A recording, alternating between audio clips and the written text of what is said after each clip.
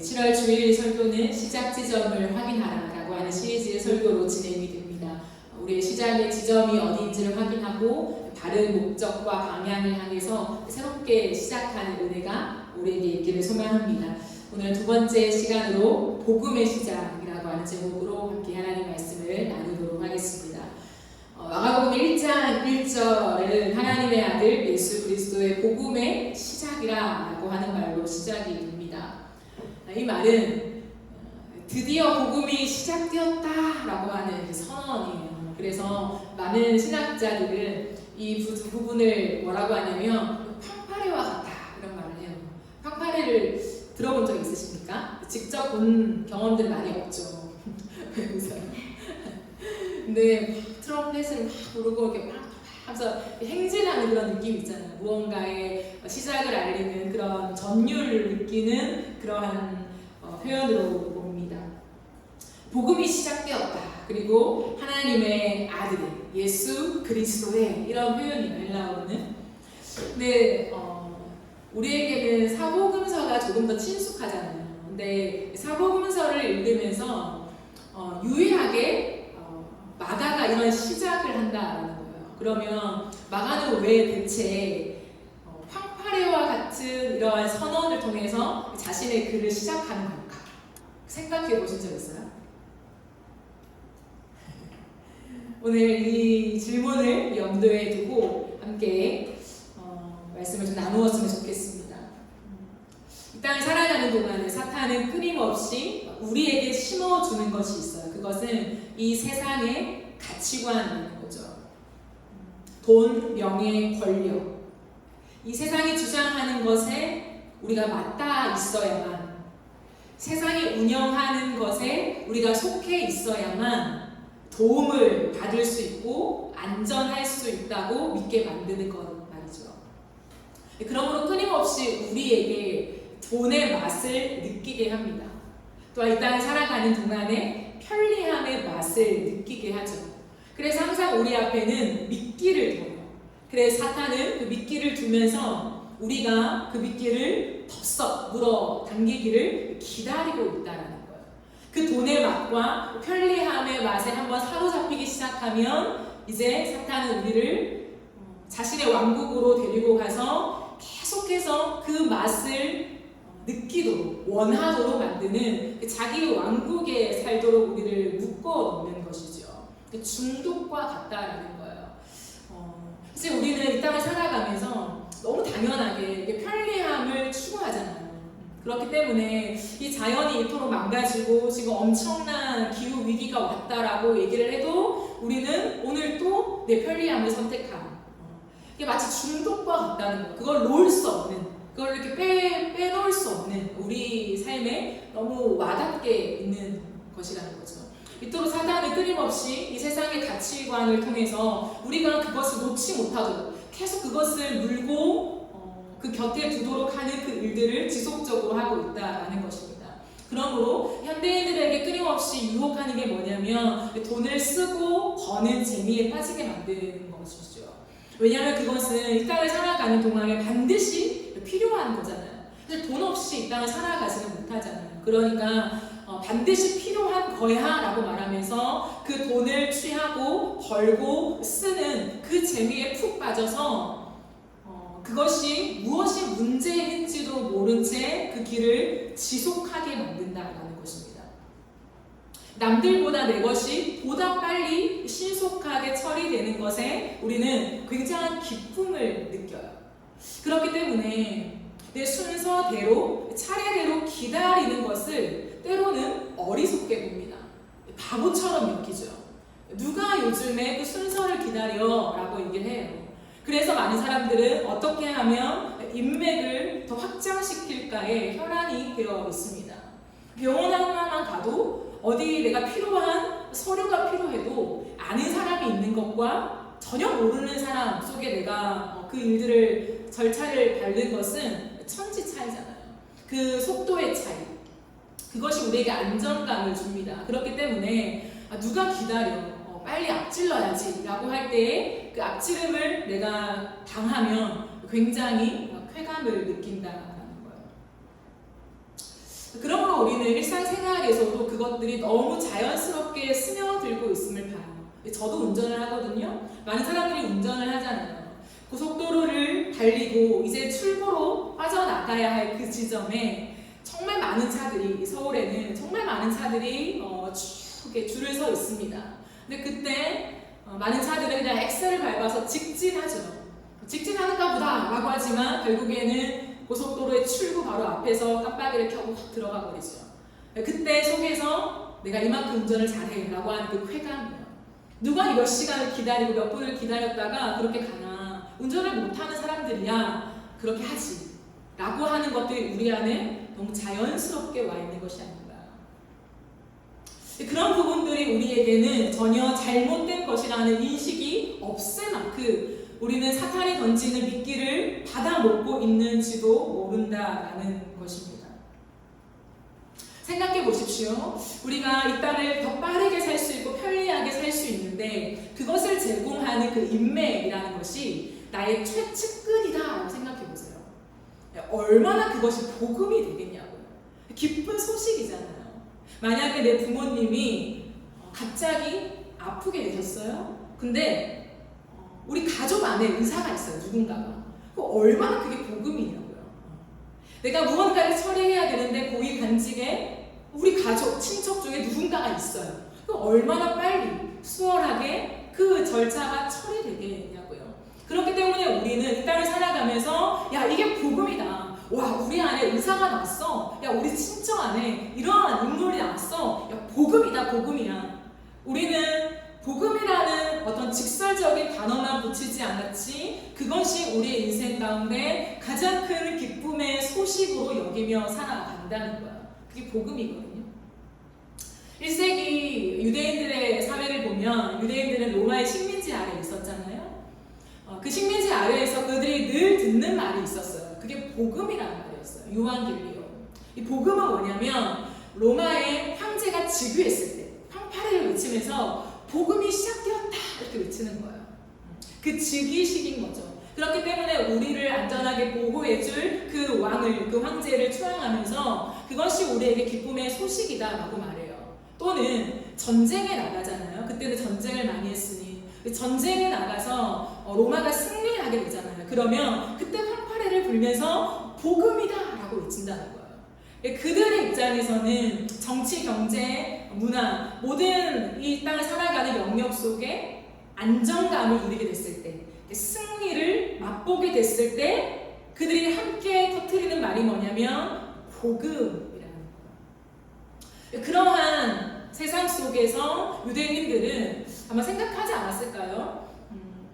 이 지긋지긋한 하위 인생을 언제쯤 끝낼 수 있을까? 우리도 저 반열에 올라가서 우리 민족의 왕이 로마 황제와 같으면 얼마나 좋을까? 그럼 그러한 소망을 늘 가지고 있지 않았을까요? 그렇기 때문에 유대인들은 저 밑바닥에서부터 계속 그 기대감을 안고 살았어요. 왜냐하면 그들이 믿는 하나님 그리고 말씀하시는 하나님의 언약에 비추어 봤을 때 메시아가 온다고 했거든요. 드디어 언젠가는 이 모든 어려움의 이 길을 끝내고 우리에게 로마 황제처럼 복음이야 라고 우리가 직접 외칠 수 있는 우리 혈통에서 나오는 메시아가 올 거야 라는 거야. 그때는 우리 유대 민족이 로마 황제와 같은 정권을 잡고 이 땅 가운데 하나님의 나라를 이끌어 갈 거야 라고 하는 그 부푼 기대감이에요. 그 기대감을 가지고 살아갔다라는 거예요. 근데 드디어 정말 메시아가 이 땅에 왔어요. 이게 예수라는 존재라고 말한다는 거죠. 그러나 유대인들이 아무리 봐도 그 예수님은 자기들이 지금까지 기다리며 기대해왔던 그 메시아 상과는 너무 다른 거예요. 그래서 급기야는 그 예수를 거절하고 거부하고 죽이기까지 했잖아요. 그러면 왜 유대인들은 그토록 예수를 미워했을까?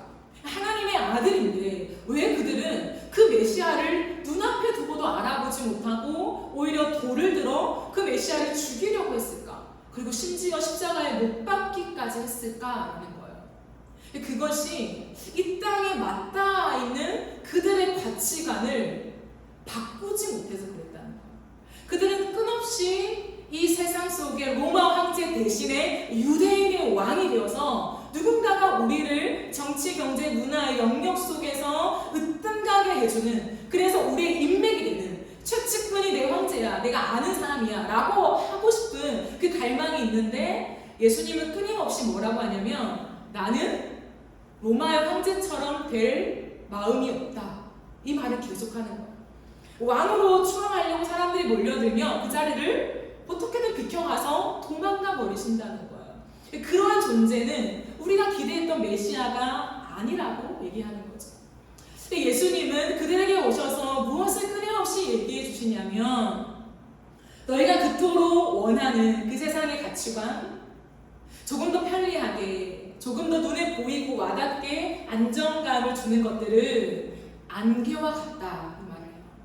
그것은 미끼다라고 얘기를 한다는 거예요. 결국에는 그 미끼 안에서 너희를 사탄의 왕국으로 가게 해서 노예로 삼는, 너희를 더 억압하는 것일 뿐이다 라는 얘기를 끝없이 한다는 거예요. 왜냐하면 로마 황제는 사탄의 얼굴과 같았어요. 지위에 오르면 오를수록 수많은 사람들을 거니면 거닐수록 겉으로 보이기에는 굉장한 인자한 얼굴과 위엄이 있었지만 그의 속으로는 정권을 놓지 않기 위한 끝없는 피해 전쟁을 치르고 있었다라는 거예요. 죽이는 끝없는 사람들과의 관계 속에서 자신의 인맥을 유지할 때는 그 수많은 손에 피를 묻히고 온 사람만이 정권을 잡을 수 있었다는 거죠. 예수님은 이 땅에서 진정한 가치라고 하는 것은 그 피해 전쟁이 아니다라는 것을 얘기하고 싶으신 거예요. 내가 왕이 되어서 너희가 나를 중심으로 인맥을 구성해서 이 땅을 다스리기 원하는 그 그림은 나의 그림이 아니다라고 주님이 말씀하고 있다라는 거예요. 순간의 기쁨이 있을 수 있죠. 그러나 그것은 언젠가 험으로 되돌아올 것이다 라고 하는 거예요. 끝없이 뒤통수를 치고 맞는 세상의 흐름 속에서 그 원리 안에서는 우리 안에 참된 만족을 느끼게 할 수 없다라는 거예요. 영원한 해방이 없다라는 거죠. 오히려 죄의 노예로 삼게 된다는 거예요. 그렇기 때문에 예수 그리스도가 이 땅에 오셔서 하신 일이 뭐냐면 이 세상의 질서와 이 세상의 가치관을 뒤바꾸는 새로운 가치관을 이 땅에 심어놓기를 원하셨다는 거예요. 창조의 질서요. 하나님이 이 땅에 구현하게 원하셨던 그 본래의 원리와 이 돌아가는 생태계의 힘을 사랑이라고 하는 하나님의 그 생명을 주심의 원리대로 다시금 튜닝하고 싶으셨다라는 것이죠. 여러분 생각해 보세요. 제가 초두에 마가복음은 마가가 기록했고 마가가 왜 1장 1절의 말씀으로 이 글을 시작했을까라고 하는 질문을 드렸잖아요. 그러면 마가가 누구인가를 생각해 봐야 돼요. 마가는 누구일까요? 마가는 예수님의 제자가 아니었어요. 제자가 아님에도 불구하고 성경을 기록하는 아주 놀라운 그러한 일들을 하게 되었죠. 마가는 바나바의 조카입니다. 바나바 아시나요? 바나바. 사도행전에 보면 바나바가 등장하잖아요. 근데 바울이 1차 전도 여행을 떠납니다. 1차 전도 여행을 떠날 때에 바나바와 이 마가와 함께 동행을 해요. 그런데 밤빌리아에 가서 마가라는 요한이 중도 포기를 합니다. 그래서 예루살렘으로 돌아가 버려요. 그리고는 이제 바울은 나머지 성도 여행을 마치고 돌아오잖아요. 그리고는 예루살렘 회의를 하고 그 이후에 2차 성도 여행을 다시 떠날 채비를 합니다. 그때 바나바가 의견을 냅니다. 내 조카이지만 다시 한번 기회를 줍시다. 이 복음을 전하는 성도의 행렬에 마가를 데려갑시다 라고 제안을 해요. 근데 사울은 단칼에 거절합니다. 밤빌리아에서 돌아갔던 그 마가를 데려갈 수 없다 라고 하면서 심하게 다투었대요.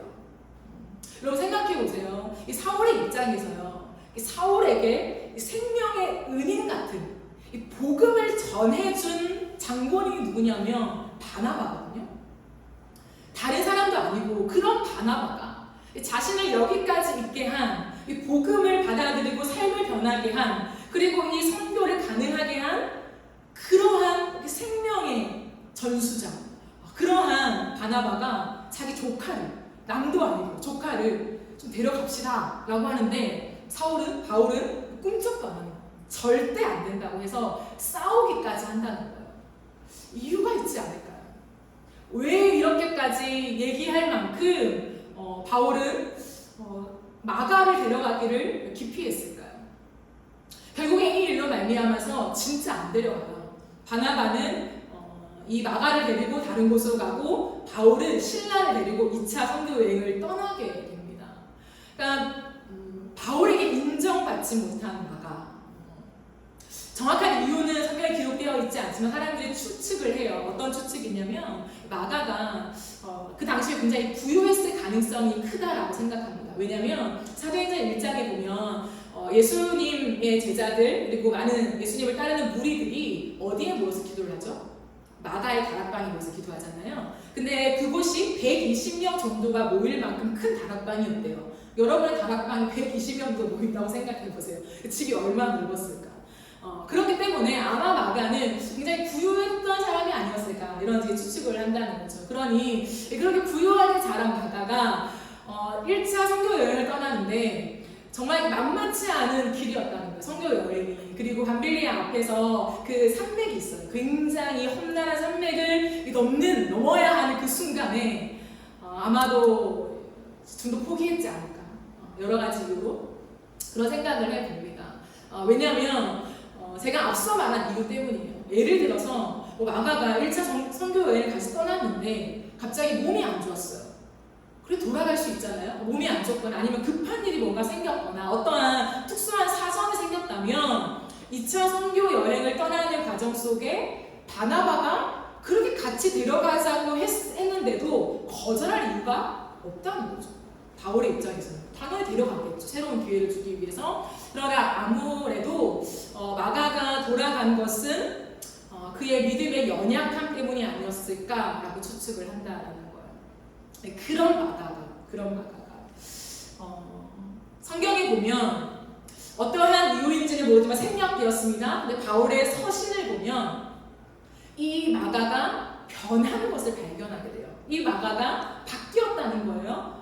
근데 바울은 뭐라고 하냐면 자신의 인생을 거의 마감할 쯤에 디모데 후서를 기록하면서 4장에 보면 여러 가지 말을 기록해요. 그때 마가를 데려와라 이 말을 해요. 나에게 마지막으로 마가를 데려와라. 그래서 뭐라고 하냐면 그가 내 일에 유익하리라 라는 말이에요. 그냥 단순히 얼굴을 보고 싶다, 끝인사, 그때 미안했어 이런 말을 하고 싶은 게 아니라 바울의 입장에서는 그 마가라 하는 요한이 이제는 내 일에 이 일생을 마치면서 마지막으로 하고 싶은 이 일에 유익한 사람이 되었다라고 해요. 여러분 바울이 그 일생을 마치면서 항상 그의 일, 나의 일이라고 말한 것은 복음이거든요. 그런 걸 정리하면 마가는 바울에게 이 복음의 일 속에 이제 유익한 사람으로 바뀌게 된 것을 말하고 있다는 거예요. 아마도, 그것도 추측입니다. 근데 아마도 바울은 마가를 데리고 가지 않았지만 누가 마가 곁에 있었나요? 바나바. 위로의 사람, 늘 격려의 사람, 그 바나바가 그 조카 곁에 있는 그 여정 속에서 아마 마가는 수많은 생각을 하지 않았을까. 예수 그리스도에 대한 많은 고민들을 하지 않았을까 생각해요. 왜냐하면 마가가 예수를 믿지 않았던 게 아니거든요. 믿었으니까 선교 여행을 떠났지요. 그러나 이 인생에 우리와 같은 딜레마가 있지 않았을까 생각해요. 예수를 믿고 이제 나도 바울과 바나바와 함께 선교 여행을 나도 떠나리라 하고 다짐하며 그 길을 걸어갔지만 만만치 않은 거예요. 내가 감당하기에 너무 무거운 순간순간들이 찾아오는 거예요. 그때 과거가 생각나지 않았을까요? 집에 돌아가고 싶다. 조금 더 편안한 그러한 삶을 살 수 있지 않을까? 어떠한 정확한 이유인지 모르겠지만 여러 가지 생각이 들었던 것 같아요. 그렇기 때문에 중도 포기하게 되는 거죠. 우리의 인생도 마찬가지지 않을까 생각해요. 하나님 앞에 호기롭게 복음을 믿고 그 예수의 길에 내가 가리라, 내 일생을 바쳐서 그 선교 여행을 떠나리라 결심했던 마가와 같이 시작하였으나 그 길 속에 어려움이 있고 힘듦이 있고 내가 생각하지 못한 변수가 나타났을 때 기대했던 것보다 뭔가 지치고 마음이 답답하고 육신도 피곤하고 내가 하지 못했던 허드렛 일을 감당해야 하는 그 순간에 되돌아가고 싶은 그 마음. 과연 잘 가고 있나? 내가 이 길을 완주할 수 있을까? 바울이나 바나바는 가능할 것 같은데 나는 그런 깜이 안 될 것 같아 라고 하며 돌아설 수밖에 없는 그 복음의 길. 거기에 우리가 때로는 설 수 있다는 거예요. 누군가는 설 수 있다라는 거예요. 근데 중요한 건 뭐냐면 그때 마가는 포기하지 않았던 것 같아요. 어쩌면 바울은 지금 중차대학 1차, 2차, 3차로 뻗어나가야 되는 이 복음의 씨앗이 계속 뿌려져야 되는 이 급박한, 긴급한 이러한 아주 중요한 상황인지라 마가는 안 됩니다 라고 말했는지 모르겠지만 마가의 마음에는 포기하지 않는 고민과 고뇌가 이어져서 결국에는 그 예수가 그 길이 진짜 다시금 내가 걸어가야 할 길로 바뀌지 않았나 생각합니다. 이런 길 속에 저는 드디어 마가의 인생 속에 진정한 복음이 시작되었다라고 말하고 싶은 거죠. 지식으로 알고 내가 동의하고 신뢰하는 그 정도가 아니라 이제는 내가 아무리 험난하고 힘들고 밥도 못 먹고 안락한 의자가 없어도 내가 좋아하는 커피 한 잔 마실 여유가 없다고 하더라도 이제 나는 그 길을 포기할 수 없어 라고 하는 자신 안에 자신의 복음이 시작되었다라고 생각해요. 그거는 자기의 마음속에 세상이 주는 평안함보다 안락한 의자보다 예수라고 하는 존재 안에 거할 때의 안락함과 편안함은 비교가 안 되는구나를 깨달았지 않았을까. 내가 아침에 일어나서 마치 이곳처럼 한강에 뷰가 보이는 그런 테라스에 앉아서 커피 한 잔하며 눈을 뜨는 그러한 황홀한 모닝을 맞이하지 못할지라도 아침에 눈을 떠서 허허벌판 그 산맥들이 앞에 혼존하게 있는 그곳이지만 내게 손에 쥐어진 것이 커피 대신에 예수의 복음이라는 것을 알게 되면서 그는 아침마다 뛰는 가슴으로 자신의 새로운 하루를 시작하게 되지 않았을까요? 근데 그것이 훨씬 더 가치 있다는 것을 발견하게 됐다는 거예요. 그것이 훨씬 더 굳이 비교하자면 그 편이 훨씬 더 나를 가슴 뛰게 하고 진정한 인간이 되게 한다는 것을 그는 인생을 통하여 아마 경험하지 않았을까 생각합니다. 그렇기 때문에 마가는 그 모든 어려움 속에 고민 속에 갈등 속에 내가 믿는 게 진짠가 라고 하는 흔들림 속에서도 마침내 자신의 복음을 시작하게 된 거죠.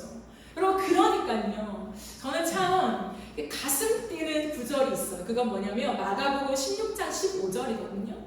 마가복음 16장 15절 16장의 마지막 장인데 15절에 보면 예수님이 하신 말씀을 이렇게 대언하면서 뭐라고 하냐면 너희는 온 천하에 다니며 만민에게 복음을 전파하라 이 말씀을 해요.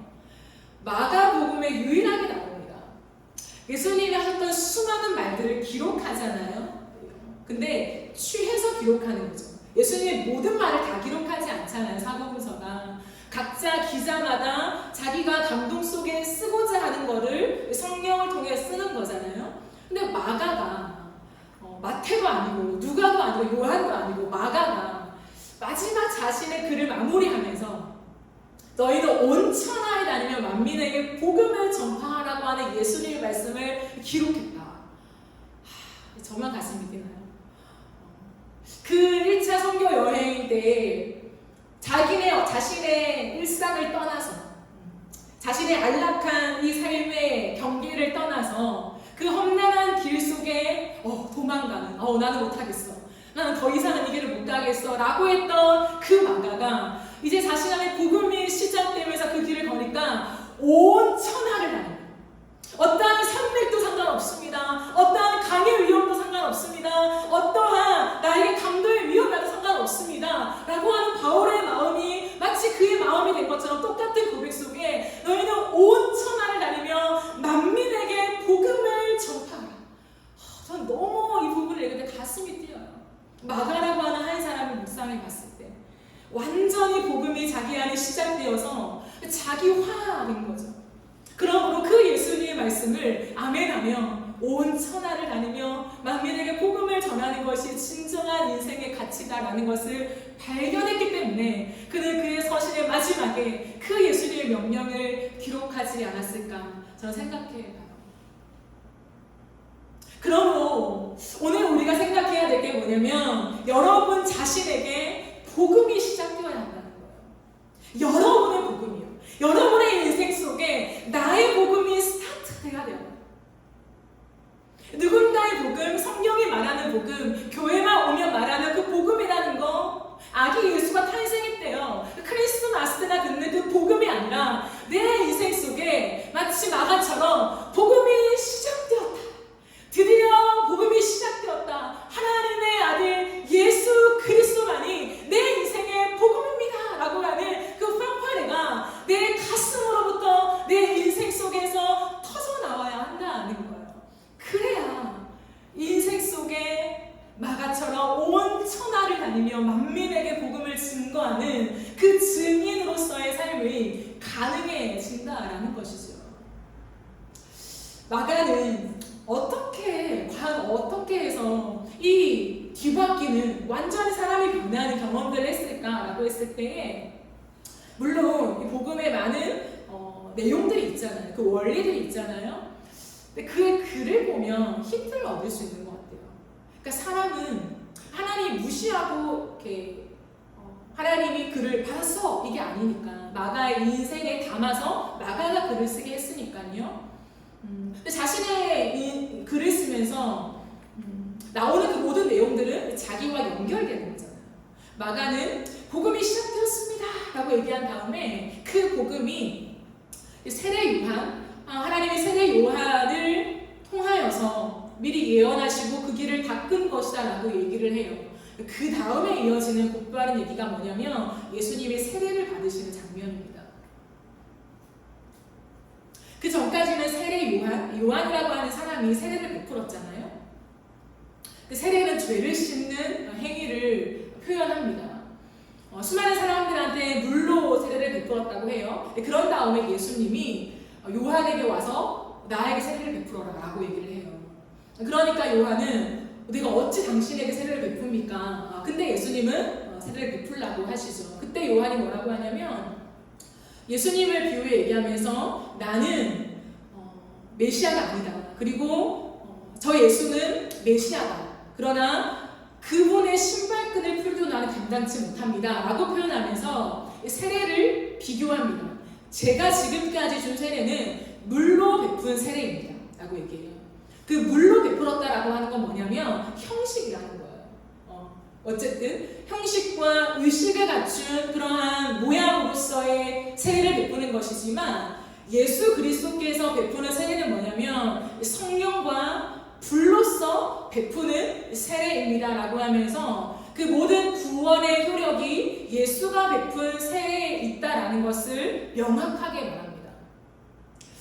이 땅에 예수님이 오셨을 때 예수님은 숨어서 좀 사람들을 들키지 않는 삶을 살았잖아요. 30년 동안. 그걸 사생애라고 해요. 물론 그 시간 동안에도 하나님의 일들을 하셨죠. 근데 예수님이 나머지 3년의 시간 동안 30살이 된 다음부터 3년의 시간 동안에는 공식적으로 드러내면서 자신이 하나님의 아들임을, 자신이 구원자 메시아임을 나타내는 사역들을 했다는 거예요. 그거를 우리는 공생애라고 합니다.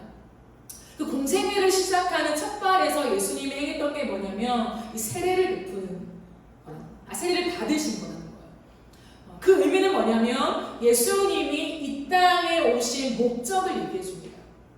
예수님이 이 땅에 오신 목적은 뭐냐면 로마 황제처럼 되어서 이 세상을 지배하는 왕으로서 온 것이 아니라 이 땅에 늘 허무함 속에 안개 속에 가리워서서 소망이 없는 사람들의 이 모든 근원이 죄인데 그 죄를 내가 다 받아서 내가 죽음으로 말미암아 이 모든 죄를 해결하기 위해서 나는 왔다라는 것을 드러내는 거죠. 예수는 죄가 없지만 세례를 받는 부분에서 자신이 죄인이 되셨다는 거예요. 그리고는 영원한 부활의 소망으로서 다시 지금 살아나신 그 행위를 통하여서 내가 인류를 구원할 거야 라고 하는 그 상징적인 의식을 가장 먼저 행하셨다는 거예요. 정리해보면 이렇습니다. 그러면 세례는 어떤 의미일까요? 두 가지 의미가 있죠. 첫 번째는 물에 잠기는 의미입니다. 그러므로 세례에서 가장 중요한 의미는 뭐냐면 내가 이 세상의 가치에 대해서 죽습니다 라고 하는 의미라는 거예요. 나는 이 세상이 말하는 그 가치, 그 세상의 원리에 대해서 나는 죽습니다. 세상이 추구하는 원리에 대해서 나는 이제 더 이상 따르지 않을 것입니다 라고 하는 거예요. 그래서 세례는 몸을 다 적시는 거죠. 물에. 우리 약식으로 행하지만요. 침례를 행하는 게 하시는 세례의 의미를 더 잘 부각시켜 주긴 합니다. 완전히 죽는다라는 거예요. 나는 이제 죽었다라는 거예요. 근데 다시금 세례의 두 번째 의미는 물에서 건짐을 받는다라는 거죠. 그것은 뭐냐면 이제 나는 하나님의 새로운 가치관에 대해서 살아났다라고 하는 거예요. 세상의 모든 죄의 흔적에 매여있는 가치관에서 죽고 하나님의 나라에서 새롭게 경영되어지는 그 가치관을 붙잡고 나는 새롭게 태어났다라고 하는 것이 세례라고 하는 거예요. 그러므로 우리가 고민해봐야 될 게 뭐냐면 우리 안에 진정한 세례가 일어났는가라는 거예요. 교회에서 우리는 세례식을 다 거의 행했죠. 이미 세례 교육이 되었으니까요. 그것을 부정하는 것은 아닙니다. 그러나 더 중요한 건 뭐냐면 교회에서 행하는 세례 의식을 형식이라는 거예요. 때로는 내 삶이 완전히 뒤바뀌어서 세례를 준 것이 아니라 나이가 됐을 때의 신앙 고백에 동의하는가, 그렇게 따르기로 너희가 작심하는가에 따라서 세례식을 베풀어 주지요. 그러면서 교회의 일원이 되게 하고 더 깊은 신앙의 교육을 받도록 독려해주는 차원입니다. 마가는 뭐냐면 어쩌면 우리가 의식으로 행했던 세례처럼 자신이 처음 만난 예수는 그 정도의 비중이지 않았을까 생각해요. 수많은 사람들이 예수를 바라보면서 복음이라고 얘기하고 그 예수만이 메시아라고 얘기했을 때 동의하죠. 따르죠. 나도 믿기를 소원하죠. 하지만 그는 인생을 지나가면서 이제 정말 영적으로 세례식을 행하는 그 놀라운 역사를 경험하게 된 것이 아닌가 생각해요. 무엇으로요? 성령으로요. 세례 요한이 그토록 강조한 바 예수가 행하시는 것은 그 세례는 성령과 불로 행하는 것이다 라고 한 그 성령으로서의 세례식을 마가가 받은 것이 아닌가 생각한다는 거죠. 그러므로 우리가 생각해야 돼요. 내가 어릴 때부터 세례식을 받고 교회 일원이 되었고 예수 그리스도에 대한 성삼위 하나님에 대한 신앙 고백에 동의하고 입술로 고백하고 지금껏 왔지만 내 안에 정말 영적으로 진정한 세례가 이루어졌는가? 내 안에 세례가 이루어진 건 뭐냐면 성령을 통하여서 나는 처절한 죄인이며 그렇기 때문에 이 땅을 살아가는 동안에 이 죄의 가치관이 지배한다는 거예요. 편리함, 돈의 마음, 결국에는 나를 위한 거잖아요. 이 모든 죄에 매여있는 가치관에서 나는 이제 죽었다라고 생각하는 거예요. 나는 이제 더 이상 나를 미끼를 던지면서 그렇게 사탄의 노예로 가길 원하는 그 모든 따름에서 나는 이제 끊겼다라고 생각한다는 거예요. 그리고 그 성령을 통하여서 예수 그리스도께서 이 땅에 오심, 그 사랑, 그 죽음, 그 희생, 그 모든 하늘의 원리를 이해하면서 나는 이제 예수와 함께 다시 살았다. 이것은 나의 이제 모든 인생의 걸음을 이 새로운 가치관으로 완전히 전향하겠다라고 하는 이 성령의 놀라운 역사라고 하는 거예요. 그 역사가 체험되었냐라는 거예요. 그게 없이는 우리가 또다시 인생을 걸어가면서 처음 마가처럼 돌아가 버린다는 거예요. 어려운 일이 왔을 때, 힘든 일이 왔을 때 내가 생각했던 기대와 다른 상황이 변수로 펼쳐질 때 우리는 또 뒤를 돌아보는 거예요. 여러분에게 그 세례식이 임하였습니까? 그렇다면 우리는 삶을 살아가면서 제가 늘 말하잖아요. 조금의 흔들림을 있을 수 있어요. 와, 정말 이대로 가는 게 맞을까? 그러나 결국에는 그 지점을 선택하게 된다고 다시 한번.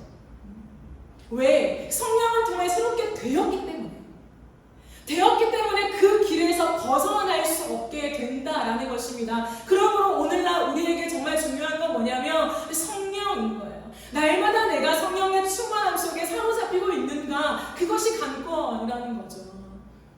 불은 모든 것을 태우는 것입니다. 옛날의 모든 저주와 세상에 묶여있는, 세상의 생각과 원리에 완전히 잠겨있는 나를 끊어내고 성령을 통하여 새롭게 되어지는 하나님의 나라의 원리가 내 안에 세팅되지 않으면 우리는 또다시 이 땅을 걸어가면서 회색 지대의 그리스도를 받게 될 수 없다는 거예요.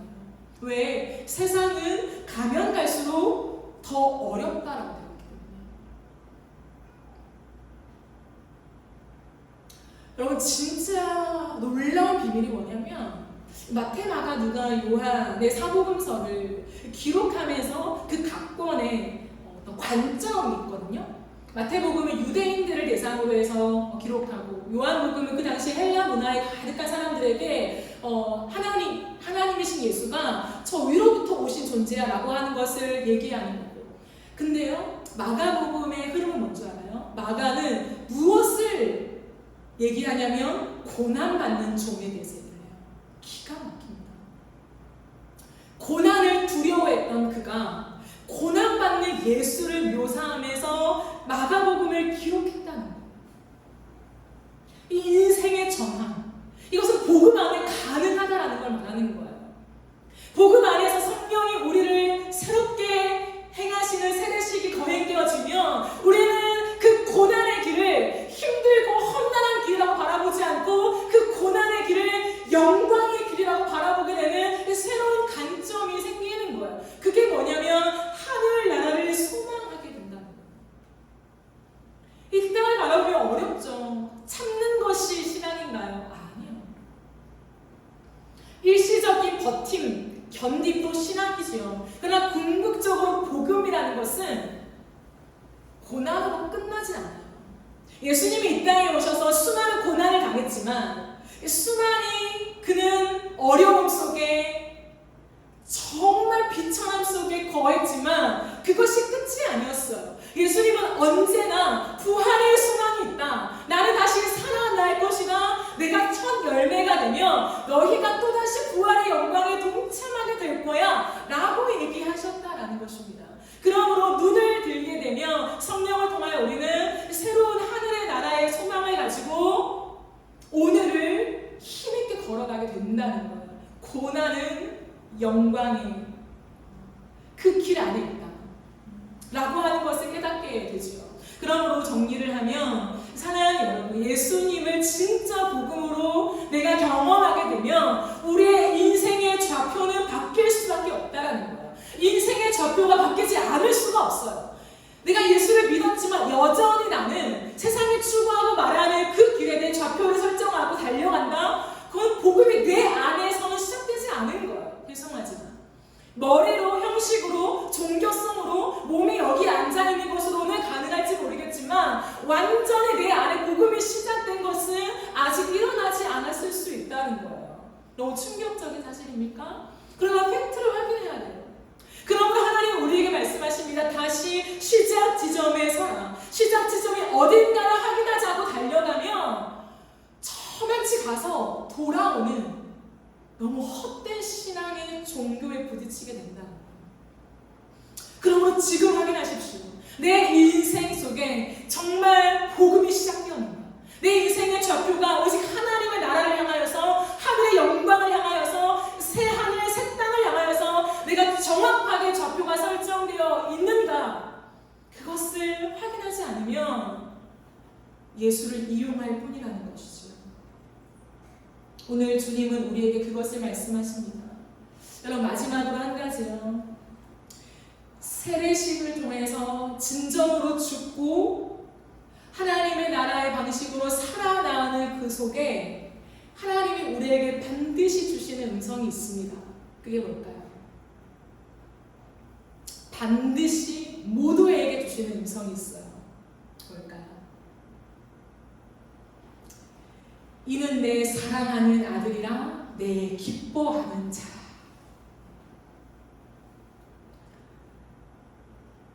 세례 증표를 우린 주잖아요. 세례식 때.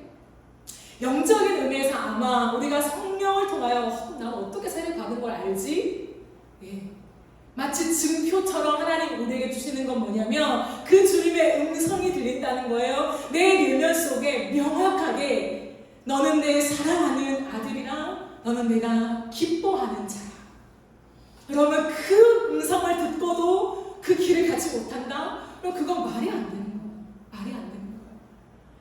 다시금 그 음성을 듣고도 내가 가지 못했다면 찾아내세요. 그 음성이 얼마나 고귀한 음성인데요. 너는 내 사랑하는 아들이라 내 기뻐하는 자라. 그러면 그 한마디가 정확하게 우리 인생에 들려주면 그 길을 걸어갑니다. 그게 복음이라고 성경은 말하고 있는 거예요. 온 천지 만물을, 우주 만물을 창조하시고 운영하시는 하나님께서 우리에게 똑똑하게 말씀하시는 사랑하는 아들아, 내 기뻐하는 자라. 그 음성이에요. 그 음성을 듣고 외면하지 마십시오. 하나님 오늘도 우리에게 말씀하십니다. 그 음성이 들릴 때에 너의 좌표가 하늘나라로 설정된 거야. 두려워하지 마, 염려하지 마, 무서워하지 마, 나와 함께 가자. 우리의 마음이 하나님을 향하여 움직일 때에 비로소 진정한 삶을 살아갈 수 있게 됩니다. 세상이 말하는 허무한 인생의 믿기가 아니라 술수가 아니라 속임수가 아니라 진정한 삶이에요. 그 삶을 기대하며 나아갈 수 있는 우리가 되었으면 좋겠습니다. 드디어 복음이 시작되었다. 이것이 여러분의 황파래가 되어지기를 예수님의 이름으로 축복합니다. 우리 이 시간 찬양합시다.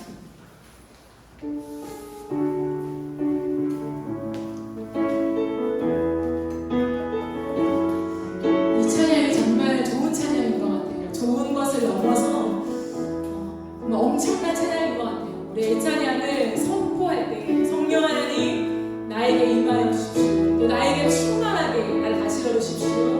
그러한 소망을 가지고 함께 찬양합시다. 깊은 절망에 수렁 가운데 주님께 갈 수 없던 우리 어두운 밤중에 하늘을 향해 주의 이름 나 부를 때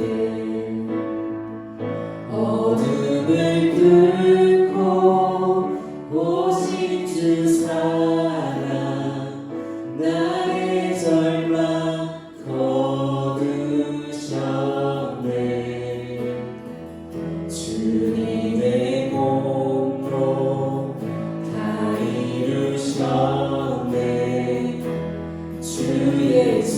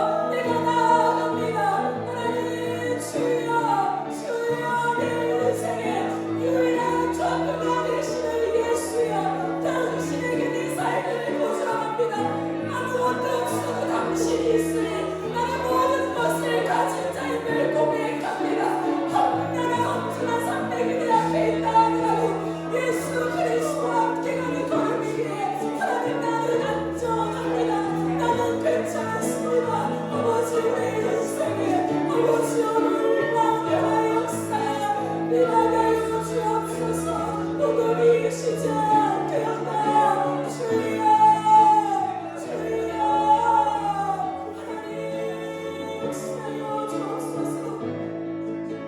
우리 시간 가지고 기도하실 때에 여러분 마가의 고백을 기억하세요. 예수님의 수많은 명령 속에서도 그가 붙잡았던 주님의 내뱉은 말씀은 온 천하를 다니며 만민에게 복음을 전파하라. 여러분 이 말에 힘주었음 마가의 가슴 벅찬 그 마음을 이해하십니까? 험준한 산맥도 두렵지 않소. 내가 헐벗은 옷도 하나님 괜찮소. 내 신발이 헤어져도 나는 괜찮소. 사람들이 먹는 우아한 하나님 그 뷰를 바라보며 먹는 커피가 내 몸이 제공되어지지 않아도 나는 괜찮소.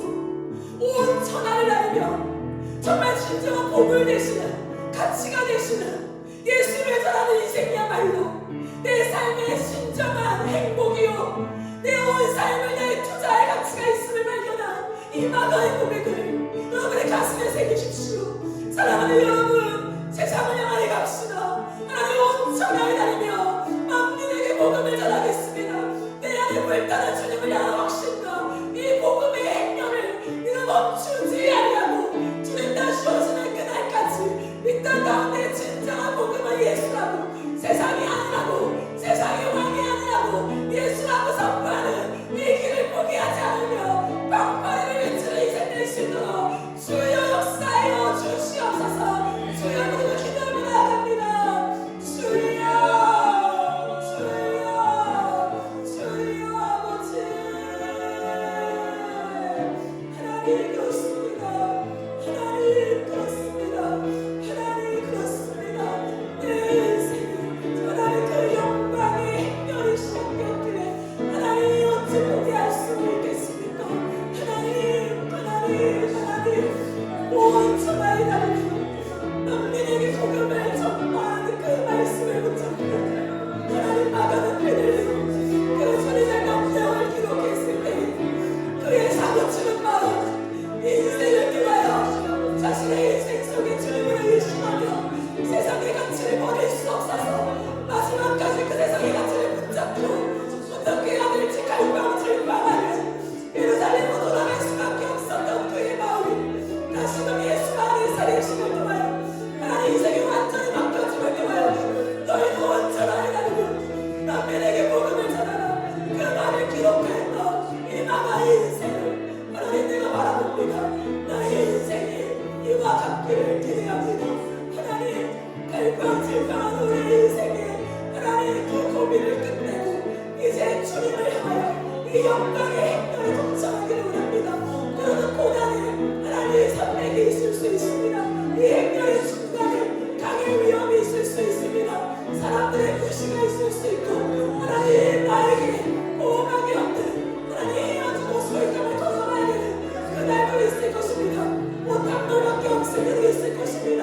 그러나 영광의 행렬임을 알고 그 전부의 마지막이 하나님의 영광에 밀려가는 것을 알고 기꺼이 행렬을 포기하지 않고 끝까지 완주하기를 원합니다. 또다시 누군가의 인생에 이 방파리가 울릴 수 있도록 세상이 많은 것이 아니라 예수만이 우리 인생의 목적이요 복음이라는 것을 알고 있는 그 정말 하나님 내가 사랑하기를 원하는 주여 은혜를 더하여 주옵소서.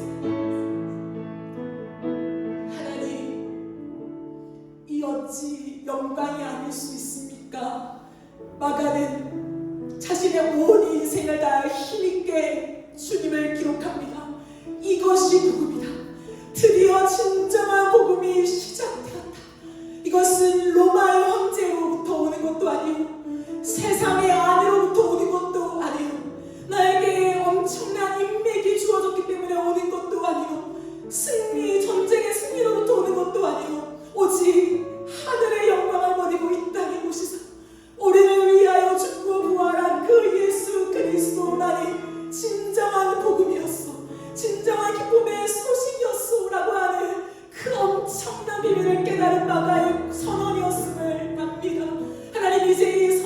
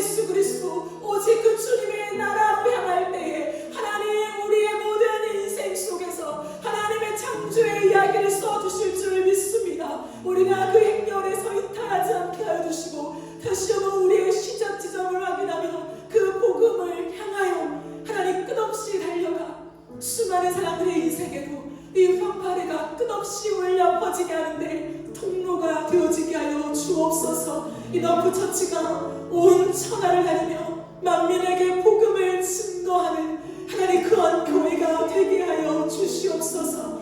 주님을 찬양